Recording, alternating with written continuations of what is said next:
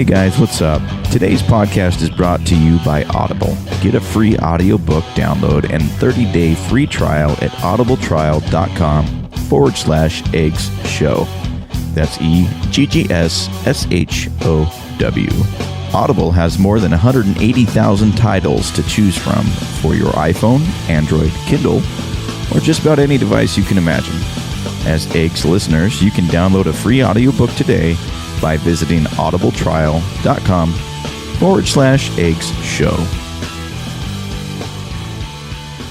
Hey, hi, listen, Christopher Walken here, wanting to tell you about an amazing podcast that I listen to. It's called The Eggs Podcast. Now, typically, I like mine with a side of bacon. Oh, little joke. Bang ding ding, trademark. He come out 6'7" tall. Bang ding ding, 1 inch star. Bang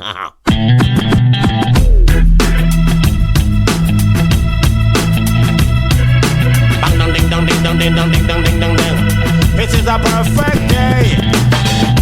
Woke up to the sound of the garbage truck again. Upstairs neighbor's toilet's leaking on my head. Cars broke down, I missed the bus that runs at 10. I had a feeling this was a day to stay in bed. I finally left my pad right under Jumbo's cloud roof. A police officer pulled out his gun and said, I said, sir, you got the wrong guy. I guess it's just a perfect day. It's just a perfect day. Oh, oh, oh, oh. No, no, no, no, no. Oh, oh, oh,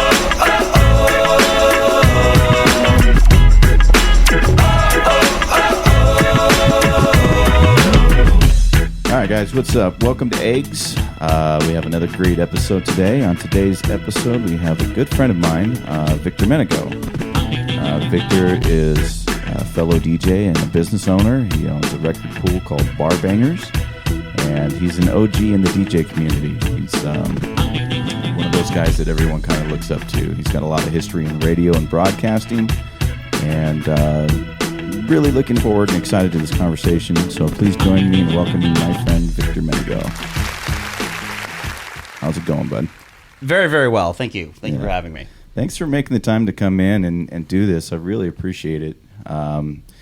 He's also out of Salt Lake, Park City area, so he had like a 20-minute drive to come down and say hi. So thanks for making the time. Right. Had to drive my wife down earlier. 3 hours. I just did nothing for 3 hours. I parked in different locations and listened to Howard Stern. You should have come in. We got a green room back here. You should have had to come really? in for that. Yeah. Is it actually green? It's That'd green. Be funny. Oh, really? Well, is it green? I get the vibe that it's not green.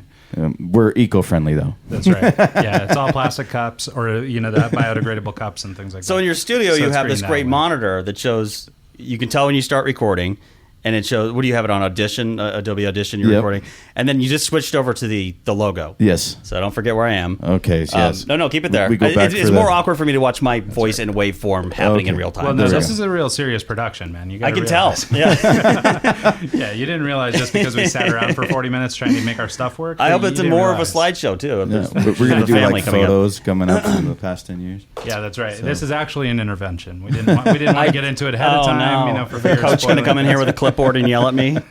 Yeah. So I did a horrible job introducing you, but maybe give us a little background about yourself, where you come from, how you got started in the industry, and Okay. I've been DJing, technically been DJing since 1996. I wanted to be a DJ, though, for a very, very long time. Okay. Since I was a kid. I started hearing mixed shows and DJing and stuff like that on the radio when I was growing up in the San Francisco Bay Area on KMEL.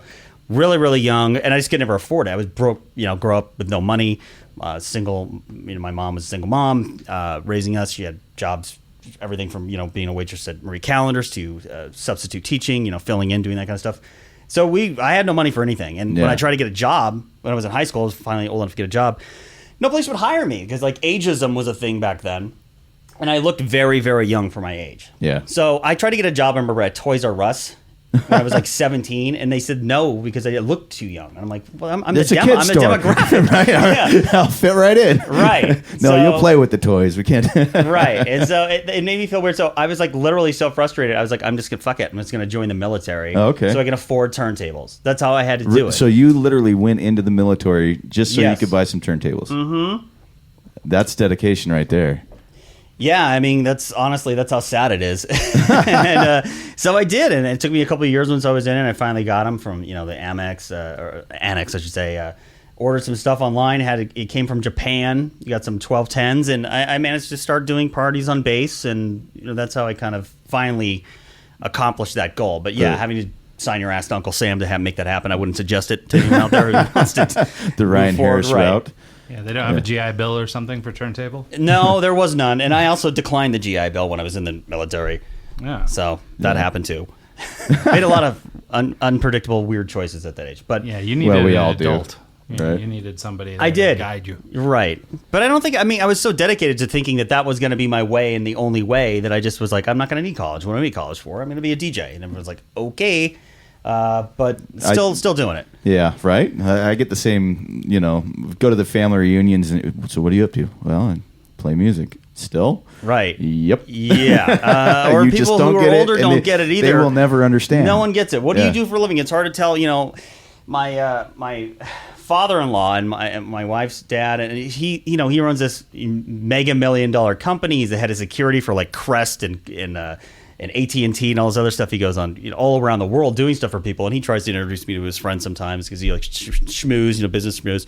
And I love that. I appreciate that. I think it's very endearing. And I always find it awkward when they ask me, so what do you do? So I just now say, I run a website. There you go. Yeah. And if you say DJ to anybody over the age of like 50, they just go, and they do the wiki thing, and you're like, okay, yeah, that's what I do. Yeah. By the then way, you just want to slap him and say, sidebar, I think there should be a information database like Wikipedia for DJs called Wikipedia. It writes itself. That's great. Wikipedia. Yeah, why not? So you were 18, 19 when you got your first set of tables? Yeah, about that. So Serato wasn't around back then. No, unfortunately it was not. And so it was all vinyl, and I know there's a lot of purists out there that still, I think we were talking about this walking in from the parking garage, some people really prefer vinyl still, or, collectively they think of the art form as different, but I consider it the opposite way. I really just love technology, and I think it's the best. Yeah. Yeah. Well, I think it's something that, if you don't adapt, you're going to get left behind. And sure. Not just vinyl versus Serato or whatever. And anyone listening, what that is that Serato it's just software that lets you play MP3s on your computer, but still use turntables. Yeah. And that's great because it allows you to manipulate them, create your own versions of things. And so there's a whole wide world of things you can do now that you never used to be able to do. You can touch your music that you actually make immediately, on the way to club. Yeah, like I got to fix something right before you go in, you finish your edit, you can play it that night. I've done it. You know? It's pretty cool. Have you messed around with the 12s? I have. I've played on the 12s once in Salt Lake City. I've played on them in Phoenix, and I'm like, I got to refinance my car now. Yeah. I mean, it's neat, but still, I think that it needs to. It's like PC versus Mac when it comes to. There's bolts on it and stuff. It's like we make it, polish it up a little bit, make it look prettier. Yeah, I hate it when you get like thrown into new gear and you've like CDJs, for example. Like the first time you play on CDJs. And you've never tried them or practiced them before. That's kind of how I felt with the 12s. There's a little learning curve there. It almost feels too accurate. Yeah. It feels even more accurate than I remember vinyl feeling. It's strange. Yeah, I don't know if there's like an adjustment for the platter. It felt a little bit stiffer than, like I like my vinyl really slippery, like the butter rugs. I use those. Right, but yeah. Like on the 12s, it was just really really stiff. It just got learning curve. By the end of the night, I loved it. I was sold on them. So. Yeah. They're wonderful, but I'm waiting for Pioneer to come out with some. Right. I'm sure that's right around the corner. Aesthetically, yeah.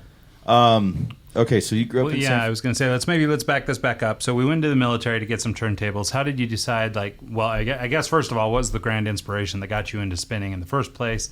Like, how did you get your start? Where it was a combination of two things. One was a lot of boredom and nothing but a radio growing up and having very little friends, and sort of being like, well, my sister's doing her thing in her room. She doesn't want to be bothered. My mom's working or doing whatever. So I spent a lot of time just sort of recording different radio shows onto tapes.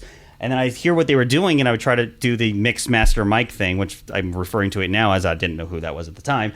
When I was, 9 years old, I didn't know. But, just cutting and splicing tapes and trying to make things funny. And that's when I thought editing, was kind of a way of life. I'm like, somehow, making music or editing or some kind of process of DJing or something is going to be, that's what I want to do. It's the most fun thing. To play with music is fun. Yeah. And play with voices and things like that. But it was that. And then my mom had my stepdad at the time. He was only around for a couple of years, but this guy, total dirt bag. But his name was, I'll just save his name till after I finish talking about how crap he is, because it really fits the piece. He, just kind of, I don't know, just kind of greasy, misogynist. He had a perm. This is the early 80s, He had all these records and stuff and stuff laying around, and I saw his gear, and I'm like, that is the coolest thing ever. And his name was Rick. So there you go. Okay. Yeah. Okay, it all comes clear now. Yeah, it does, right? Especially that perm. I can almost smell it. Exactly, yeah. I can too. I still can smell it. So I can smell that, and I can smell the menthol cigarettes. But so he, one day I came home crying from school. I think it was in kindergarten or so. I used to walk to school, and my sister would walk together. And I came home crying for some reason. You cry for whatever reason when you're a kid. I come home, I try to get in the house. My mom lets me in. She's listening to a record on a turntable. This is probably my first understanding of how I thought music, you could do things with music. She's listening to some album on the turntable. I have no idea, probably Captain and Tennille or some bullshit. And I come in, and she's trying to console me. She's like, "You're so, why are you so sad?" And she turns it off, thinking I'm just going to turn this off real quick. But I hear it melt. It starts to go slow down.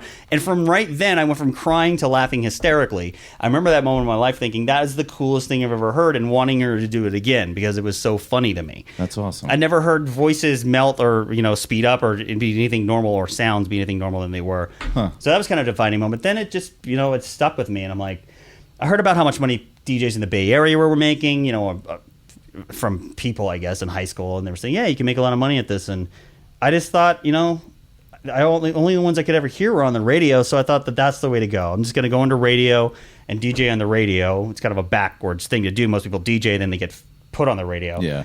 And that was my goal. Just be on the radio. DJ on the radio. Be good enough to DJ on the radio. Because if you're good enough for that, you must be good enough to get booked at clubs. And so that's what I did. So how did you... I saw a while ago that you had posted something when Cameron Paul died. Was he one of those guys that just kind of first DJs you heard, and then you kind of just it inspired you to be on the radio? Right. He was the first one I remember hearing like mix on the radio, and it was just that sound back then was that big beat sound and like freestyle and things like that. And he it was all up tempo, almost always when he first started. And it was great. It was just high energy. It made me feel great. And just nothing more I liked than that sort of train of music where you didn't know what was coming next. It was all very exciting. There were no rules back then as much as there were now. So programming-wise, you never knew what was going to happen. And that was exciting. That had to be fun. Right. And so, rest in peace, Cameron Paul. I mean, he was definitely my first influencer for sure. That's cool. How did you get your foot in the door with radio? Like, did you just go and knock on the door and say, hey, I want to be a DJ? Kind of. I got out of the military. I stayed for a short amount of time down in the San Diego area in Coronado.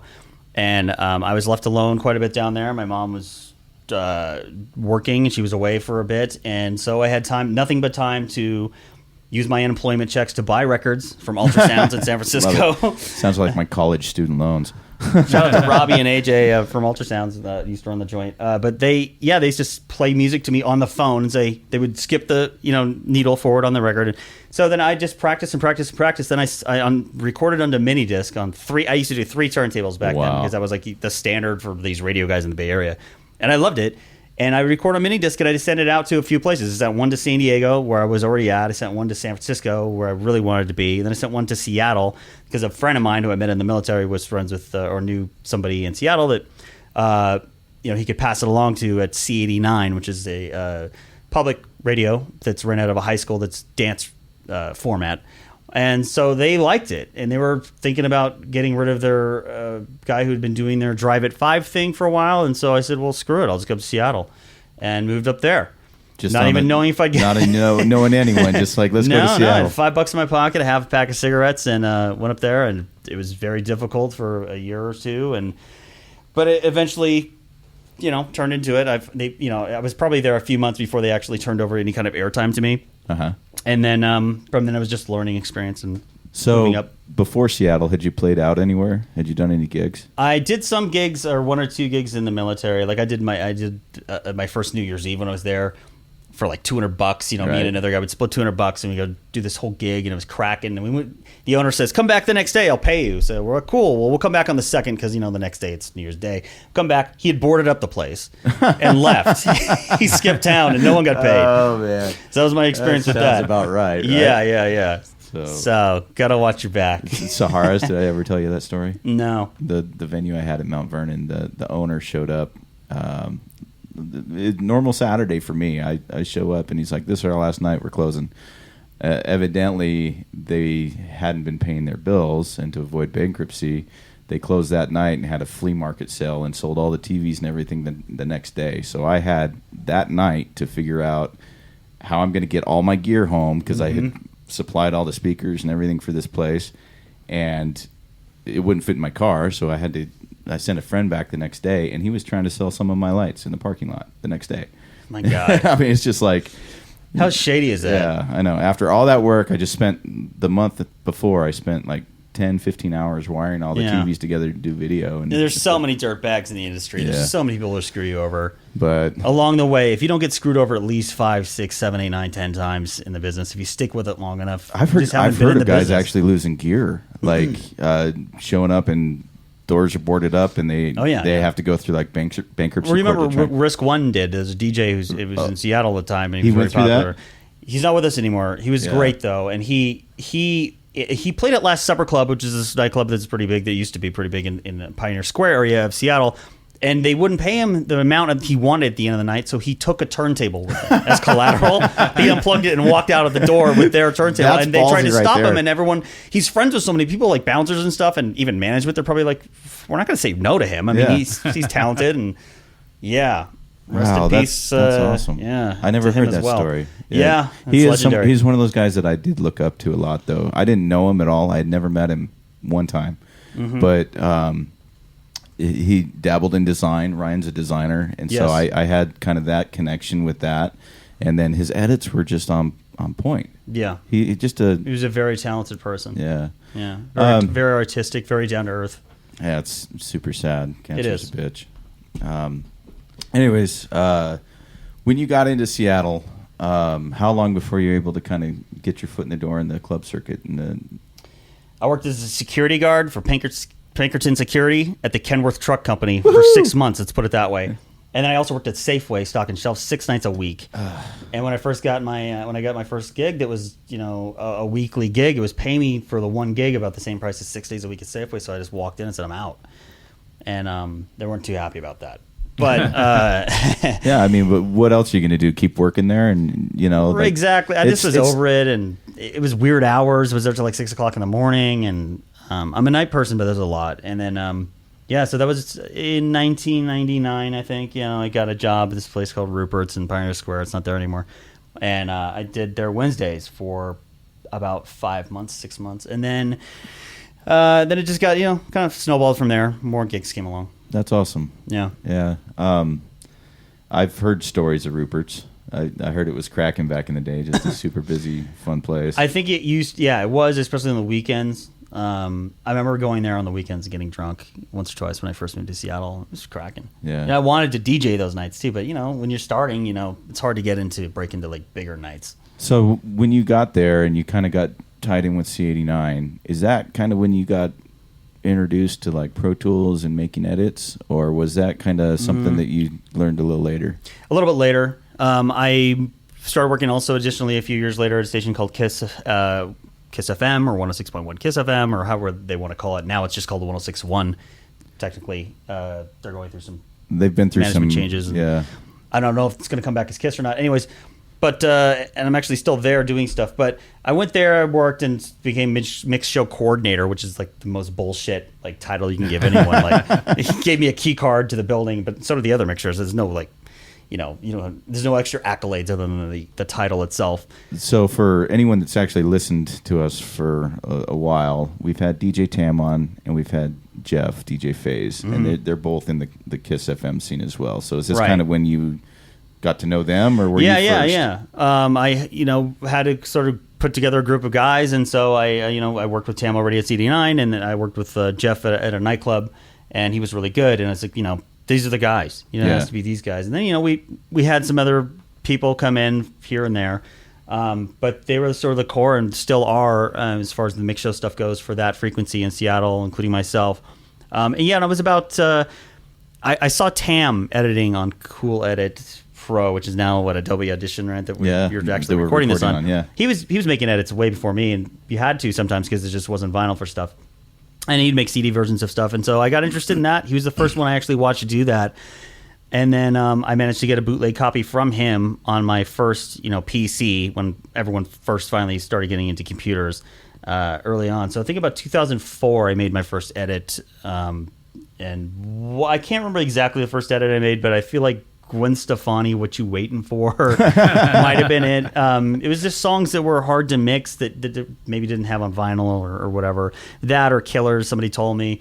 I tried to do things that were like, pop records that we just couldn't get on vinyl or couldn't mix. So you would take them, you make the edits, and then you brought us a present today. Thank you for that, by the way. You're welcome. Yeah, and all future guests, pay attention. Ryan was on a megaphone in the hallway yelling at people. Right. Yeah, no, we have had no guests bring us gifts. Oh, well, I guess I should Damien say Lupo Damien Lupo sent us book. books. Yep. So that was very kind of him. But he sent them after. That's true, after. Mm-hmm. Well, no, actually, he was got him ahead before. of time. Oh, you really got him before? And then we just had a guy on My a couple apologies, weeks Damien. ago. Tony, I'm spacing his last name, the Cutco guy. The Tony. Tony. Yeah, Tony, okay. His name. Anyway, Tony, he runs a T-shirt company, Best Day of My Life. Yep. Is that what it is? And he's supposedly sending some swag. So I'll believe it when I see it. But back to today's story. Vic brought in this awesome piece of vinyl that was one of his early pressings, on legitimate vinyl. And, it will be proudly displayed around this place. So guests, bring gifts is the moral of the story. Yeah, you're more than welcome. I don't know what other kind of gifts would hang on walls, but that one seems appropriate for a studio. It's going to be in the studio somewhere. That'd be great. We'll find a place for it. How did that work? Did you just make a bunch of edits and send them down to a record pressing company and say, hey, I want to get on Right, this? there was a record pool that back in the day that used to make records and vinyl and different series of things, and I just submitted them a piece that I thought was cool. It was like a little party break of 50 Cent or something, and they liked it so much they put it on one of their records called Lethal Weapon. Okay.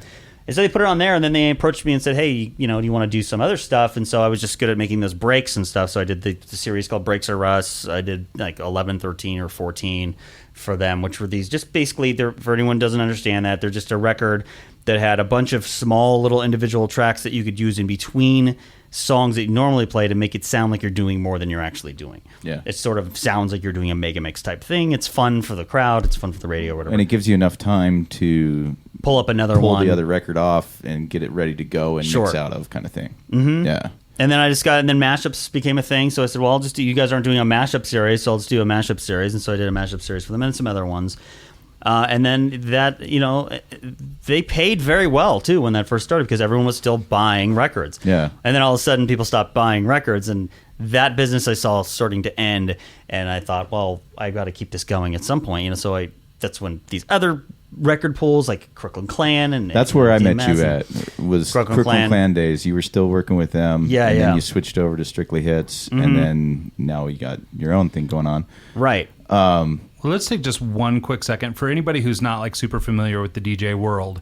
So you were throwing out a bunch of stuff, record pool. There's a lot of things like that. nomenclature So that's probably difficult to understand. and I mean, people could probably put it together, but let's just talk a little bit. So a record pool is basically a repository for music. It's a place where DJs go to source music. Well, it's right? actually back in the day. Cut was telling me about this because the actual original record pools predate me. I was not a vinyl DJ. I went as far as my turntablism or DJing, mixing portion of my career.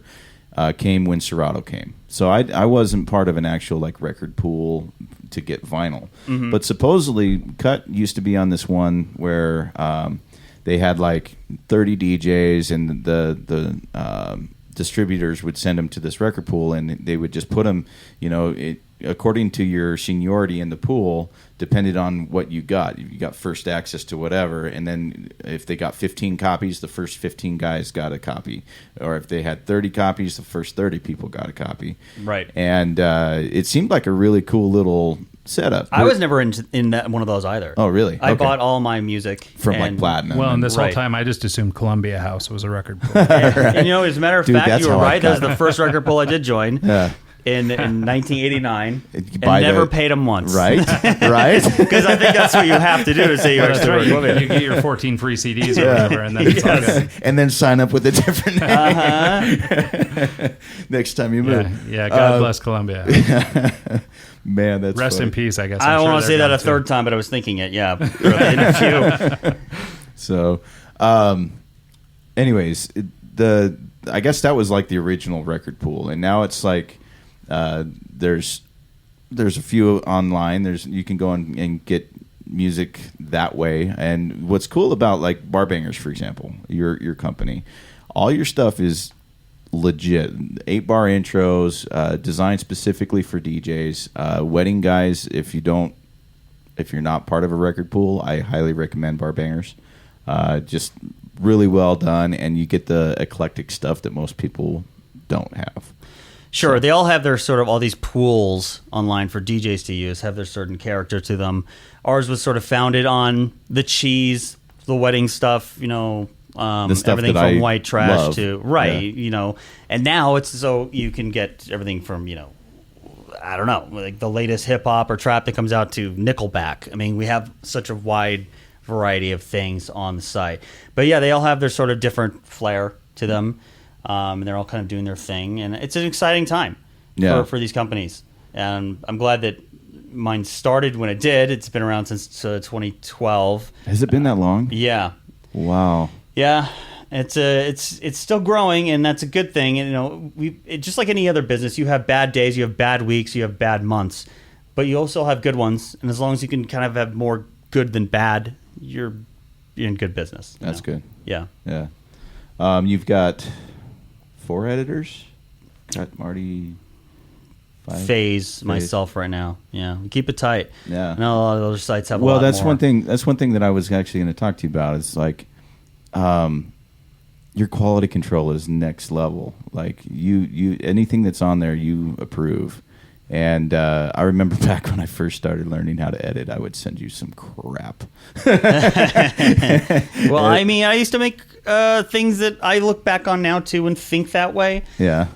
It's the technology we have at our hands, at our disposal to make these types of things. I mean, when Ableton first came out, or it sucked. I was on Ableton 4 or 5 or something. Compared to now, I mean, you can do so much more with it, and it comes with so much more stock. And Well, I think a lot of it too is you kind of develop an ear for quality when you do it long enough. Right. Like when you first start, I'm I'm a very meticulous person when it comes to audio. Yeah, and you kind of have to be, especially when you're doing imaging right now as well.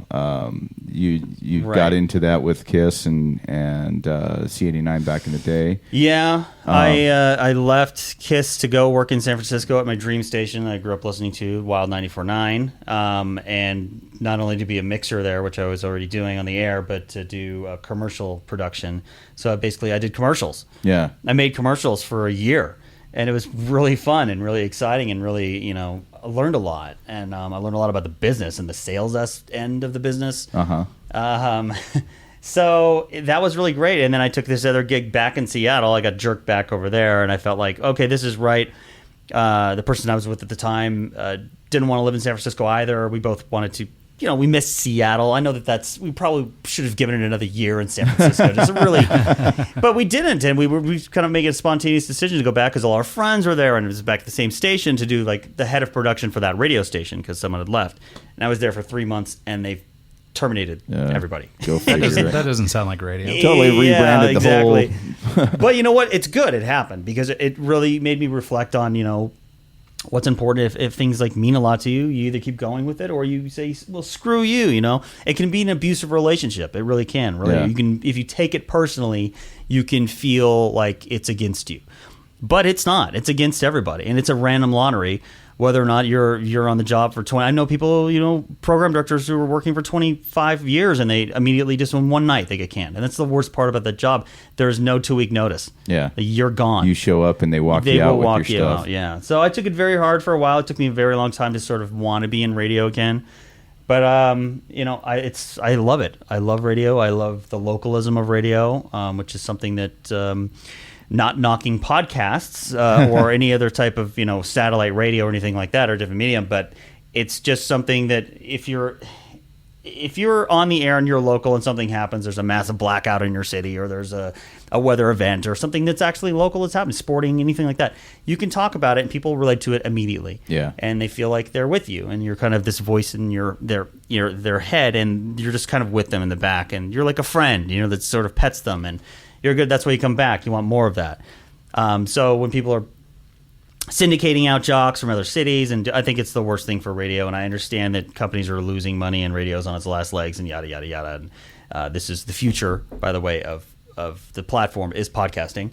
So kudos to you guys for being the innovators in Salt Lake City, seriously, building up the studio and doing this, because there's nothing but going up from here. You can't go down in this. Yeah, well, and I think, you know, to your point about radio, I mean, the things that you're talking about are the things like the nostalgia parts that aren't as common anymore. The local guy, the dude that's up on what's happening in that town, like all that stuff I think was really important, and that was really the value of live radio. You know, I listen to the radio now and I lose my mind because, you know, they might have a couple local guys, but it's the same 9 songs all day. Yeah. And, you know, I mean, it's sort of lost all the charm that it had at least when I was very younger. regulated. Because for me, man, I mean, I used to tune into the radio stations late at night, and Well, you know, those the what you're gonna DJs would hear. come on and play all the cool You might hear stuff. swear words. You Yeah, know, but- It's after 11. yeah, exactly. You know, get the tape deck ready. Yeah, there was a radio station out in Pocatello called 1240. It was an AM channel, and it would come on, and like maybe 11 to midnight or something, they had a show. And I would have my old double-decker, you know, 2-tape player thing with the recorder on one side, and I would just record, you know, an hour and a half or whatever it was of this programming where it was just all the coolest, latest music or whatever. None of the stuff you'd hear normally. You know? Right, And and I also miss that you would stuff. hear people bad at their jobs, which is also even more entertaining sometimes than somebody who's polished. You know, when you're Seacrest doing his countdown, is there anything entertaining about that guy? No. He's so glass. Yeah. It's like everything is perfect, and even if he did mess up, they would go back and fix it. I don't think he does mess up. I think he's like a fucking robot. He's a machine. He is, but for example, I mean, or somebody who's really bad at their job doing their job, like if you listen to public radio, or like going back to that C89.5 station in Seattle, it's ran by high school kids, Yeah. and they will do pledge drives, and Yeah. these high school kids have to go on and beg for money, and it's the funniest thing ever, and it's so entertaining. There's nothing I love more than somebody like that wants your money and they have to like sort of, you know, pitch it to you. And it's just something Especially when it's about a that that 16-year-old gets kid. me. Right. And the worse they are, the better. And that's why, because they're young and they don't have, you know, they're not smooth at all. And it's a train wreck, and it's wonderful. And you can't get like people would never in a boardroom would never be like, oh, we should put people who are train wrecks on the air on purpose. Well, I mean, okay, so we were talking about this beforehand. The men's room. I mean, that's Seattle local. They're talking about stuff that's going on in It's Seattle. a radio station 99.9 KISW in Seattle. It is a rock format, and they have many shows on the air. They've got a morning guy, and then they BJ. BJ Shea, Right. and then the men's room in the afternoon. And I would tune in every day just to hear them banter and talk back and forth. Right. And it's great. I love it. I would also listen to 97.3, and then what was that one? After gigs, I don't know about you, but after I Don't say Delilah, or we'll leave this studio right now. no, it's not. It's not Delilah. It's the even worse. I don't know. There can't be worse. The dude that would Janine Garofalo. the night guy that Don't would. you talk smack about Janine, my high school crush. Yeah, that's a Seattle in you coming Yeah, out. This it is really the guy, the alien guy, that would talk. Coast to coast. Coast to Coast, Yeah. George Norrie. Right. Yeah, I would tune that listen in. to that too to sort of decompress after the club, because Right? There's nothing else on, but it was good listening. Just it was strange. It was yes. strange. Is it still on? I think so. I don't. If I it's don't not, know. I'm sure it's a podcast now. So Probably. It seems to be where everybody's headed. But that's what I would do. I would decompress and listen to talk radio. And George Norrie, like, you never knew what you were going to hear. Yeah. It could be some science, like I saw an alien, to some, Right. you know. I feel like when I was younger, I would leave the club at 22, 23, or I should say I didn't even start club, so I was like 23, but I would leave and I would like, okay, I'm still going to listen to Nappy Roots on the way home. You know, like I'm going to bump that shit on the way back too. But no, after you do, you go to enough parties, you're not at a party anymore. You're there for work and it's not a party anymore. I stopped by to see Matty the other day because he was playing on a Wednesday right behind here. Shout out to Matty Mo. Yeah, Matty Mo, local DJ here in Salt Lake. I couldn't even barely, like, I hung out just long enough to shake his hand and say hi and say, good to see you, and left because just I can't even deal with those, like, I've been to Plus, if you're driving, did you drive? No. Okay. Yeah. I was going to say, if you drive, it's like, I can't even, I'm just like, maybe have like a sip of beer, I'm out. Because like, around here, what's it's not the worth point? it. Yeah, people get in trouble. Yep. Well, yeah, down here, I mean, it's just you'll end up super bloated or whatever because you have to have 47 beers to get that buzz going. Right. That's true. You really have to work for it down here. Even There with the should be a cocktails. math scale on how much you have to drink to make the same amount in another state. Like someone should come up with a scale for that. agreed. I'm sure it exists. And there should be an app Yeah. in your phone. How many Utah I've had beers I have to yeah. drink to get smashed? I've had 17 drinks. Am I drunk? Right. It Apparently doesn't not. feel You could like text us. it's going right through me.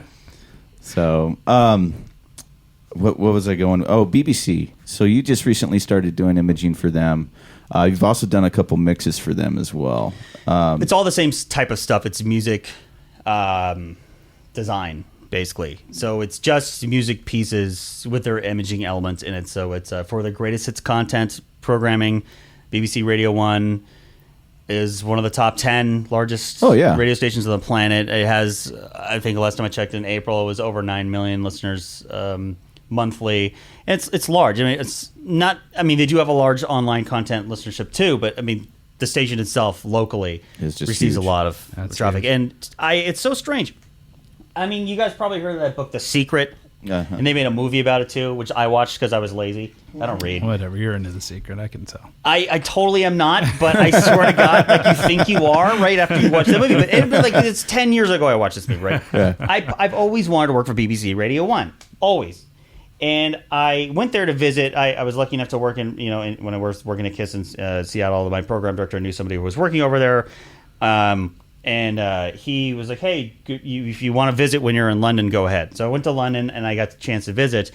And it was really cool. And I saved my name badge and I got a picture taken of me in their mix studio. I was like, this is saw the that coolest picture. thing ever. Yeah. I posted that picture online out of the blue. I was a throwback Thursday or whatever to Instagram because I'm cool like you kids. And I posted it and like a week later, this thing just dropped in my lap and was like, hey, want to work for BBC Radio 1? I'm like, I thought it was a joke. You bet your sweet ass, buddy. Exactly. DJ Faze Jeff, who's on your show back in the day, he was like, hey, I can't do all this stuff. I have so much imaging to do, but there's this thing, and if you want to do it, and it pays pretty good. I'm like, what is it? And he told me, I'm like, well, this must just be online stuff for them. This can't be real. Yeah. And I did it for like 3 weeks, not even knowing. I'm like, it's got to be online. Yeah. So I just kept making it for them, thinking it's just online content. And I was like, holy shit, this is on the air? Like, I stayed up till like 3 o'clock in the morning to listen to hear check. your own stuff. And I'm like, I lost my mind. I'm like, this is insane. Like, I'm on the air in London. Well, and that's the weird part because it's like the first time I heard a mix that I put together on the radio and I'm listening to it, it's like that's me. That's weird. But the imaging part of it has to be totally different. I mean, because it's like everything about it. Like, this is my commercial, and it's probably playing 100 times a day, and it's right. My voice was doing like Kit Kat ads and everything else. Well, let's take a quick definition break. Again, imaging, for people who don't know. Now, Sure. we're not speaking visuals. This is the visuals of audio. So when you talk about imaging, what you're talking about are those little sound effects and transitions and things like that you hear on the radio or parts of ads or going in and out of things. Essentially, The it's fill in the the gap, station's basically, brand, right? Right. Right. So The it's all guy the says, sounds and stuff you hear that you start to associate with KISS or whomever, whatever Right. station. So, okay, I just want to be clear on what Yeah, imaging there's little was, 'cause we pieces brought it that up a are couple like times. put together. They have the swishing sounds, or maybe a few elements or a few different pieces of songs they do play, and it says, now back to the hits. Like that stuff is all done and produced in house, or it's outsourced to other places. But most major markets do their own stuff. So that's what imaging is. Do you? And so are when you it doing pertains to voice for radio. them though? Like, do you I have don't to put do. on like I've a never sweet done accent and no, pinky out and no, the whole never thing? done it. No? I wish I could. Well, the most I did voice was when I was doing commercials where I just had to sound super generic, which I thankfully do normally. I'd have a good enough voice to sort of get away with that. I'm terrible at reading though. Right. So literally, I would have to read copy of that. They say some copy again for let's go back to Kit Kat bars, and I'd have to read this copy, and I'd have to read it like. It would take me. It's a 30-second spot. It would take me like 4 minutes to make sure it was read correctly, and then I would just dice it all up to make it. And then there's like no breaths in there. It's like you never hear me go natural at all. or breathe in because it's all cut out and spliced. I'm gonna go and edit those out. By the way, Right. Yeah, make sure you do. Put them at the end as bonus content. People can hear the breath. Right. It's going on our future Patreon. Yes. Yeah. So that's yeah. But I'm thankful, that I get to do this, and I'm still doing it, and. I'm thankful I get to still play with music, and it's a wonderful thing. Well, it's cool, and I think it speaks to sort of the small worldness of things these days too. That they can, grab you here in Park City and have you doing this stuff for the guys over in the UK, versus just using somebody in house or whatever. I mean, BBC is clearly a big enough organization to have people in house do this kind of work. So it's really cool that they reach out to people like you, for expertise or specialty in these kinds of things. So. Yeah, I think with music sequencing and things, they just don't. They know how to make them, but I think it's just easier for them to. Maybe it's harder for other people to do it. I can make edits. I can do this podcast. I can do all this other BBC. stuff. But not even that. Hashtag Radio 1. Imaging seems like a different animal to me. Like I don't feel like. I think if I was to sit down and try and brand a radio station, sure, I'd have a really hard time with it. Is that something that you just power through and it kind of comes along? No, I mean I loved doing it when I was at KISS, and I flipped the entire all the imaging elements, which means each one of those little pieces you hear. There's 100 of them when it goes into flipping a radio station and making it all new content. And I did them all in like 3 days flat. I just sat there and did them like 12 hours a day. Like, I really, really loved it. In fact, that's what I would love to still do in the future. Even though I know it's not the most stable thing, I'd like to get into a market, and I almost was. About 6 months ago, I got offered a job in Nashville, and it came down to, me talking to the program director. About, everything was great, everything was smooth, and I was like, I could move to Nashville. Like, what am I doing? I got nothing holding me down here, and me and my wife agreed that, hey, why not try it? I've heard good things about that place, actually. I've heard both. Yeah. Like any other city, dig around enough. Sure. But it seems like a great place, and it seems fun. And I thought, why not? I knew the guy who offered me the job. And then it came down to the last day, and then something happened, and, it fell through. But that's just radio. You can't take it personal, so I didn't. I just let it roll off my back, I put in work for it, but it is what it is. But if something like that happened in another major market, or if I would consider Nashville major enough, I would definitely, if we don't have anything tying us down still, it's something I'd like to do still. I think I have a knack for it. I like being in studios. I like your studio you've built. It's wonderful. It's amazing. I watched the process online. I tried to document it. I probably could have done better. All Instagram is all I did.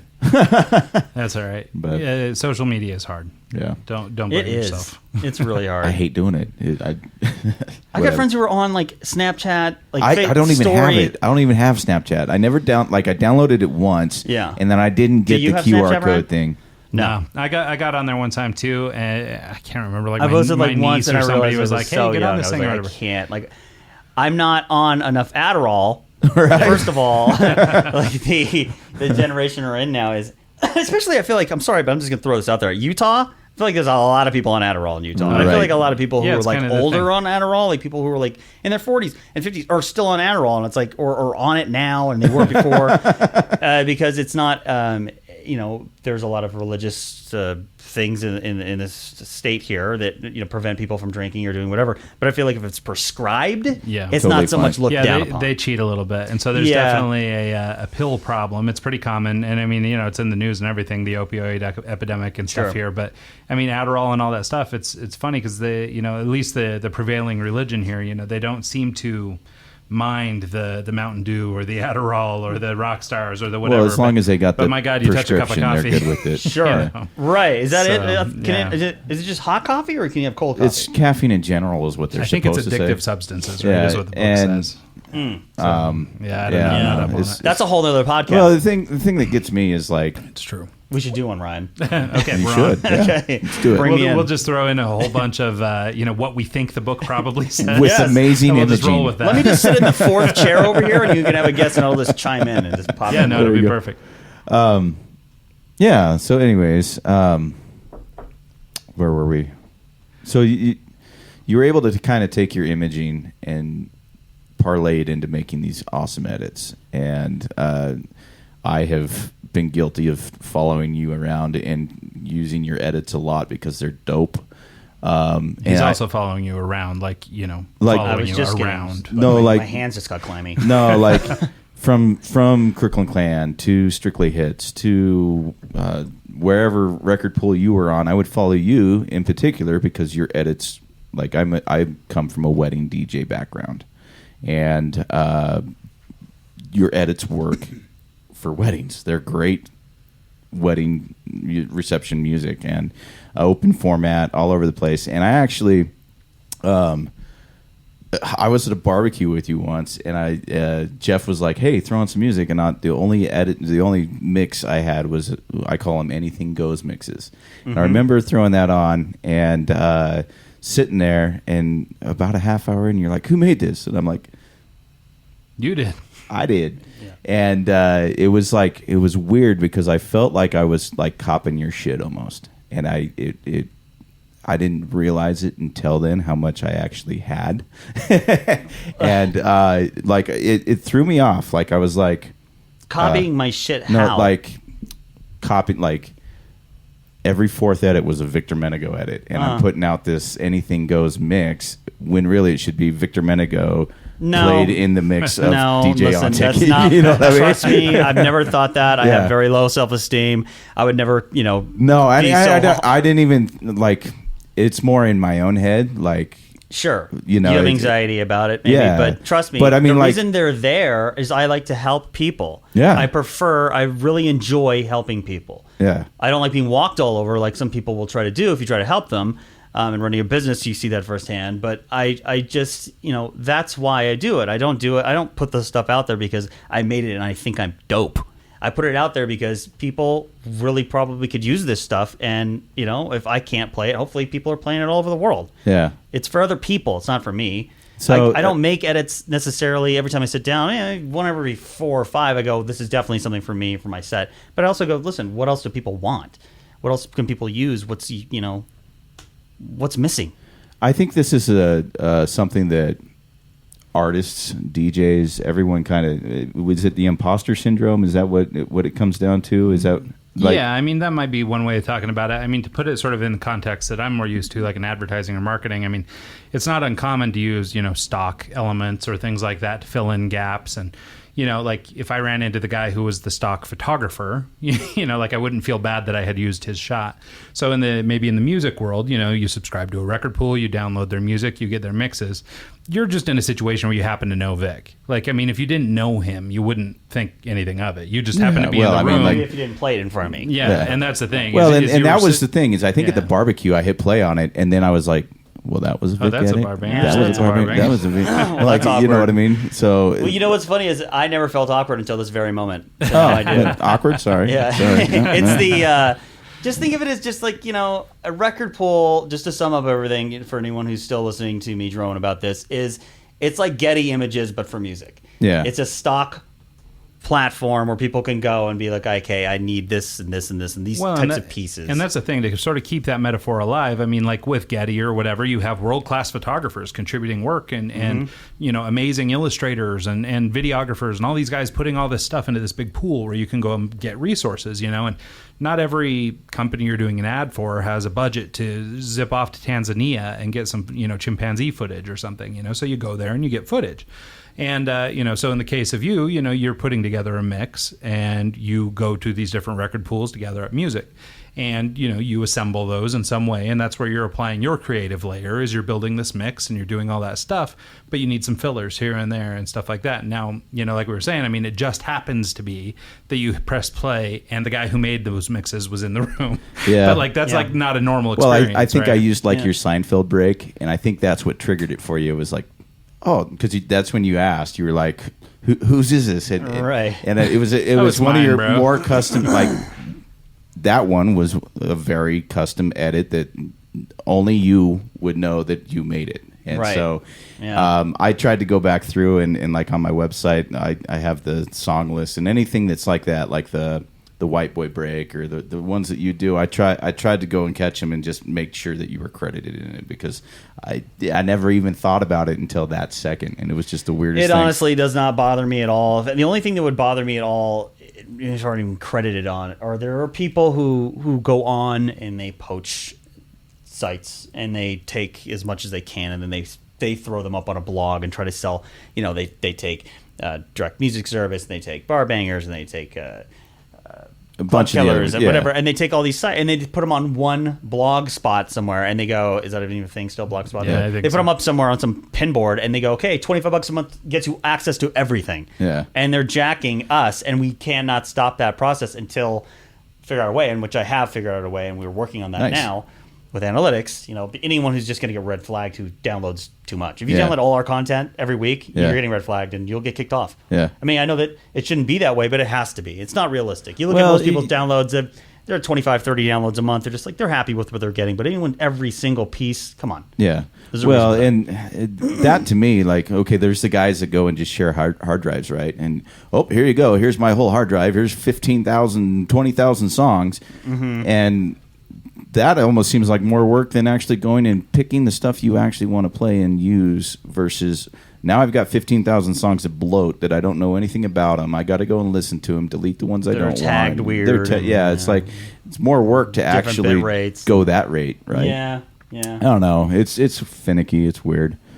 Well, I mean, the whole thing is really, I mean, I guess it's kind of flattery to use somebody else's work, but I think the line gets crossed if you start, passing it off as your own.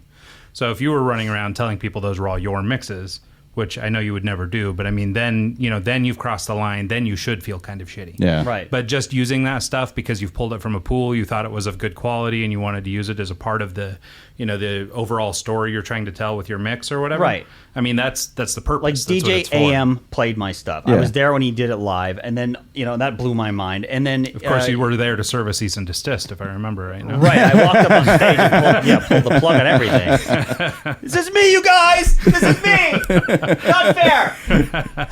Gonna get a cut of his money. No. And then also Z-Trip too has played my stuff, and I do not look. I just look at it as, oh, I'm proud people are playing this stuff. I don't look at it even if they're a larger name DJ or if they're somebody I don't even know. I'm just happy they're doing it. Yeah. Yeah. Well, thank you for putting it out there, because God knows I use a lot of it for especially that White Boy Break. It goes over every time. It's what it's there for. Yeah. So, what's next? What's in the plans? Are more imaging, more bar banger stuff? I'd like to just maybe get my foot in with BBC a little bit more. Yeah. The company that does imaging for BBC, it should be technical, their name is On the Sly. They do all the imaging for them. So at least I believe the majority of the stuff that is on BBC Radio 1. So they're the company I work for BBC. Nice. And so I've, emailed them a few times and been like, hey, they seem to be happy with what I'm doing. Maybe I could sort of figure out a way to dovetail that a little bit and kind of go, here, I can get a little more in. But if not, I'd still like to do imaging somewhere else. I'd still like to do radio somewhere else. I love radio. I feel more comfortable in this studio than I did, a half an hour ago walking around Nordstrom's wasting time. I just feel more comfortable. It in feels this like element. a home kind of. It does. Yeah. Yeah. I mean, no one feels comfortable at Nordstrom. This is a terrible example. Does anyone feel comfortable at Nordstrom? Has anyone ever walked in there and not felt like they treat you like shit when you walk in? I could do another 30 minutes at Nordstrom's. I'll do a tight 10 real quick. So, No, it's terrible, and I feel like Nordstrom's is, I should say, and I feel like that's it. That's the only next step is to sort of just hope that, and I'm not actively trying or anything. I feel like if it's going to happen, it's going to happen. Everything that's sort of happened to me has just happened, Yeah. and I'm just hanging out, still doing my thing, still DJing. Yeah. Well, you got a Wednesday I'll give night some up quick in plugs if it's downstairs. possible. Yeah, if let's do anyone's it. still listening here for this is Wednesday nights. I'm doing industry night this entire winter season downstairs. I've been doing it the last couple of weeks. It's a great night. Anyone in Park City area and in Utah, please come through, visit, say hi, tell me you heard me on Eggs, and I will buy you and your guest a drink. There you go. There you go. And So- then New Year's Eve, I'm at Fletcher's, Fletcher's. and that is in Park City as well on Main Street, both around Main Street. So that's my plugs. and cool. Bar Bangers is spelled with a Z. Yeah, I don't want to be too tongue-in-cheek about that, but it is. You might get some different results Yeah. if there's an S. Yeah. I That's right, haven't be checked in careful. a while, but I think once I did, and it was search engine results vary. Well, before we wind completely down here, I know that Mike knows you pretty well, and you guys have been friends a long time. And I mean, of course, we've crossed paths a number of times, so I've got to know you a little bit over the years. You were one of the first people I hung out with in Salt Lake. And when I so, first came but here. can you give me, or I guess our listeners, can you talk a little bit about like some of the maybe the career highlights, like some of the biggest things you got to do that you really wanted to do, or so the person you got to meet that you wanted to, like you mentioned DJ and playing your music. I mean, that's got to be kind of a mind fuck right there. And It then, was, and being that a kind of fan of thing. his, and then I for him playing, he played like a, I'm not sure if it's on that record I gave you, might be on a different one, but from NXX Girl, which was basically Nelly Furtado and NXS, a mashup I made. He played it, and I was like with my friend a lot at the time. He was this great DJ in Seattle, and we had to take the night off to go see AM play and DJ Scene open, and we heard him. As soon as he played, I like lost my shit. It was like made my whole life. Yeah. That was the whole thing. So for them, I tried to Was like, that at Last Supper establish. Club when he came? No, this is the Showbox, Okay. and I had to make. I had to reach out at some point. I was like, he played this. He didn't get it from me, so maybe I can just send him some stuff. Yeah. So I started sending him stuff. I got his email, and I started sending him some stuff. And then on New Year's Eve, or the New Year's Day, actually, a friend, Steve Wonder, had mentioned that, hey, AM wants to know if he can message you real quick. We're on Sidekicks and shit back in the day. So he messages me on the Sidekick, and he said, hey, I just want to let you know that you played,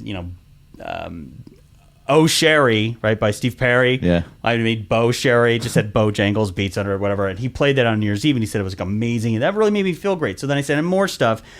And I said, I want to come see, I want to come see you sometime. Me and my friend Alad took a flight to Houston to go see AM. Wow.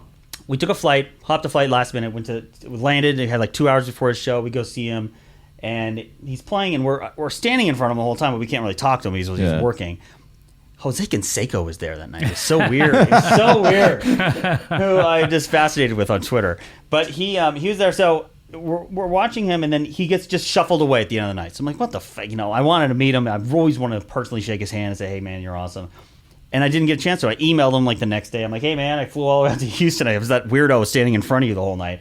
And, we really want to say hi. It's okay. We cross paths again. He's like, oh, my God. He's like, you should have told them. And I'm like, yeah, that's going to work. Yeah. I'm friends Hey, with I'm him. that Yeah, guy. let me know. I'm The friends celebrity with the DJ is DJ. getting paid $10,000 to be there. Yeah, I'm his buddy. The guy who's not in the booth. And so didn't work. And then he asked me to make him there was this stupid jingle for a fast food chain. I don't think they have them. Do they have Jack in the Box in Utah? No, Not in Utah. No, wait, no. We have Jack here, and they do Hardee's back west. I think they still have it here. Well, I think Or back Carl's east, I mean. Jr. is Hardee's. Oh, that's right. Carl's Jr. Jack in the Hardee's, Box, Jack in you the would Box. know it has a terrifying Jack clown. God, Yeah. you know what? Mascot Now with that a you say big- that, They I know don't. it's been It's- so they don't long I have since I've them. been remember. to I here. remember coming here because they looking have for Jack late and night Pocatello, tacos, right? and they didn't have them. But there was this mini you might be right. cheeseburger, No Jack grilled here. cheeseburger, something. Mini sirloin burgers? Yes. Yes. And he wanted me to like make him something. I remember when you made that. Was that for him? It was for him. He asked me to do that for him. That's the last time I talked to him, and I was like, "Hey, man, he's like, this would be hilarious. Do you have that? I want to play that." And I was like, "Yeah, man, I got that," even though I didn't have it. Right. So I like sat down immediately and Of course, made it. no, and I always so- make like, yeah, this is the thing I always cheeseburger-related play. Exactly. I sent it to him, and he was like, he was thrilled with it. And then that was the last time I talked to him. And then that happened. Yeah. Everything happened. So. But yeah, never got it. That was one thing. I know you asked me to talk about highlights, and although I didn't get a chance to meet him, that was a highlight. He was the biggest name in the game, and still is to some extent. And Well, it was important. So like, I've walked in to Jazz Bones one night, and you were playing one of my edits, and it's kind of one of those kind of surreal things. It's kind of cool, You opened for Naughty by Nature up here, and you played the Sublime. the Sublime edit, yeah. And it's a cool feeling, It's like it's cool. So Well, yeah. any Sublime edits you want to send my way, I mean, even if I have them already, they're going to be played, especially in Park City. It's just so It's the right bro city up for there. that. Yeah. And so, I mean, everyone, you play anything with like the word weed in it, and everyone loses their shit. Thanks. I mean, that Yeah. means a lot. I appreciate that. So humble person here, but it does mean a lot to me when anyone Cool. feels that way. I do appreciate it. Well, thank you so much for making the time and coming in to do this. I know we've talked about it for a while and finally got it done, so I really appreciate it. Of course. Yeah, man. Thanks so much. I know that we've been talking about this literally almost since we started the show, I think. Yeah. Really early on, anyway. I know that we had talked about trying to get together because you had just moved down here about that time, and we started kind of getting that stuff going. And so I was glad we finally were able to work it out. I'm happy to see you guys excel and your show evolve so much. And I mean, the new studios are amazing. Nothing but praise for you guys. I mean, you guys have been on the grind. You've been consistent, and that's the number one thing to make this happen. consistently, week after week after week. It's done. It's so hard. Like, there's been sometimes, like, I've been on the road. He was in Spain for 6 weeks, and we still. Yeah, we've literally done the show from all over the planet. We've done it from Hawaii. We've done it from Spain. We've done it from outside a sleazy hotel in Tillamook, Oregon. We've been everywhere. So. Yeah, it's been an interesting. But we never miss. So it's going to be a fun memoir. Yeah, it's going to be great. I bet. So. Yeah, it'll make a great book one of these days. Thank you guys so much. I really do appreciate it. Thanks for coming on, everybody. Once again, Victor Menegaux, barbangers.com. That's with a Z, barbangers.com. That's right. Anywhere else people can find you, Vic? Just social media. It's my name. You'll see it tagged in the... Yep. It's hard to spell. So. Yeah, Menegaux. That's right. There you Nailed go. it first try. So we'll make sure it's in the show notes and everything, so you know where to actually go. But yeah, barbangers.com is a pretty easy place to look up. So check it out. And thanks everybody that tuned in on the live stream, and everybody who will ultimately tune in and download this thing on iTunes and all wherever good podcasts are sold. So with that, everybody have an awesome week, and we'll see you next time.